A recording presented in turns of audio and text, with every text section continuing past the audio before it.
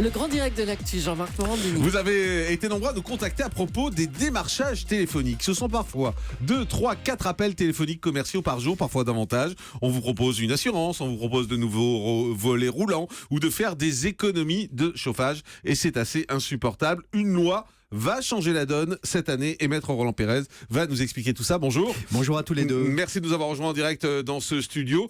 C'est assez compliqué aujourd'hui de résister face à ces appels téléphoniques et on a le sentiment que la loi jusque-là en tout cas ne faisait pas grand-chose. Ah bah la loi elle ne faisait rien du tout, je vous le confirme Jean-Marc. C'est-à-dire qu'il n'y avait pas de loi. Il y avait ce qu'on appelle un site qui s'appelait le site Pacitel, la liste Pacitel.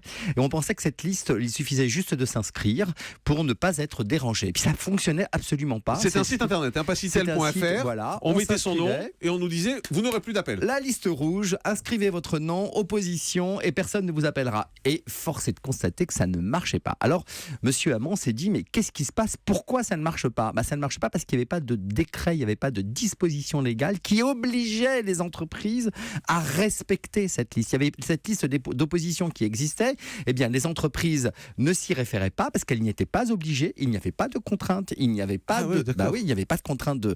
Donc finalement, on s'inscrivait pour rien en fait. Voilà. Alors les entreprises pour faire bien disaient nous respectons la loi Pacitel, etc. Mais enfin le fichier Pacitel, mais en réalité comme il n'y avait pas d'interdiction légale, pas d'amende, pas de sanction, les entreprises elles n'y venaient pas. Et puis aujourd'hui vous le savez, même s'il existait cette fameuse liste orange, vous savez il y avait la liste orange des annuaires, mais plus personne ne va regarder sur les annuaires pour vous téléphoner. On achète aujourd'hui des listes, des fichiers auprès de sites, parce que là où vous allez, ne serait-ce que regarder un site, on vous demande vos coordonnées. Dans une boutique, on vous demande vos coordonnées avec votre numéro de téléphone. Là où vous allez, à l'occasion d'un contrat, on vous demande vos coordonnées. Donc tout cela constitue à ce qu'on appelle une data, c'est-à-dire une liste véritable qui peut être vendue. Donc plus personne regarde l'annuaire. Et on s'est aperçu qu'il y avait quand même un grand cafouillage et que les consommateurs n'en pouvaient plus. Alors votre truc Pacitel, là, ça continue? C'est fermé? C'est fermé. C'est fermé depuis le 1er janvier. D'accord. Donc, pas de Pacitel. Et qu'est-ce qu'on fait alors? Alors, un décret est arrivé le 19 mai 2015 qui vous dit on va choisir un organisme. Cet organisme, donc il y a eu un appel d'offres qui a été fait. On cherche l'organisme. On n'a pas trouvé? On l'a pas encore trouvé. Il y a eu un appel d'offres, donc l'organisme devrait être désigné. Et avec cet organisme qui devait être désigné, les entreprises vont être obligées de lui payer une redevance et obligées de consulter cette liste d'opposition pour pouvoir éviter ce démarchage téléphonique abusif. Messieurs Roland Pérez, on est aujourd'hui le vendredi 29 janvier. Vous nous dites la liste Pacitel elle a fermé le 1er janvier. On n'a toujours pas ce fameux organisme. Donc aujourd'hui là, on fait quoi? Aujourd'hui, il faut raccrocher. Quand on vous appelle, il faut raccrocher. Aujourd'hui, ils ont fermé ce qui existait. Ils n'ont pas trouvé le nouveau truc et on est dans le vide.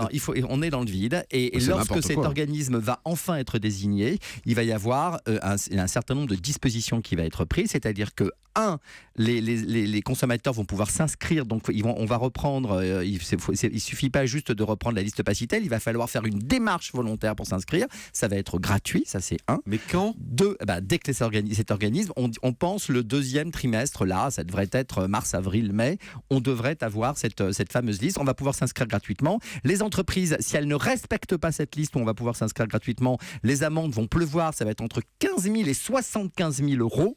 Donc là, ça va faire mal. Et ils vont avoir l'obligation de consulter cette liste. Et la troisième chose qui est importante, c'est que si vous êtes dans une relation contractuelle déjà avec un organisme et que, là, ils vont avoir l'obligation de vous indiquer au moment où vous donnez vos coordonnées que vous pouvez à tout moment vous inscrire sur telle liste. D'accord, mais moi je comprends bien votre histoire. Juste, je comprends pas. Le plus simple, c'était pas de garder cette liste Pacitel et simplement d'obliger les entreprises à s'y référer, parce que on ferme un truc qui existe. On n'a pas de nouvel organisme et on est dans le vide total. On s'apercevait que cet organisme en fait était payé par personne, que finalement il ne fonctionnait pas. Donc là, il va être payé par les redevances que les entreprises vont être obligées de lui régler pour pouvoir respecter enfin la loi sur le démarchage téléphonique. Donc pour l'instant, c'est le vide. Sur l'instant, je vous dis, vous raccrochez. Et qu'est-ce qu'ils risqueront si ensuite on est inscrit sur 15 000, 75 000 euros d'amende, entre 15 000 et 75 000 euros d'amende en fonction des réitérations, justement, s'ils ne respectent pas cette liste Pacitel. Mais ce sera à nous à porter plainte, ce sera à nous à prouver qu'on a été appelé? Oui, ça sera à vous de signaler et ils vont faire ce qu'on appelle du testing, c'est-à-dire qu'ils vont vérifier qu'effectivement ça ne fonctionne pas. Mais je pense que les entreprises là vont vraiment s'y fier parce que ça va faire mal au niveau des amendes. C'est un peu la pagaille votre truc. Non, c'est pas la pagaille, là, ça commence à être justement réglementé. Donc merci, monsieur. Un Armand. jour peut-être.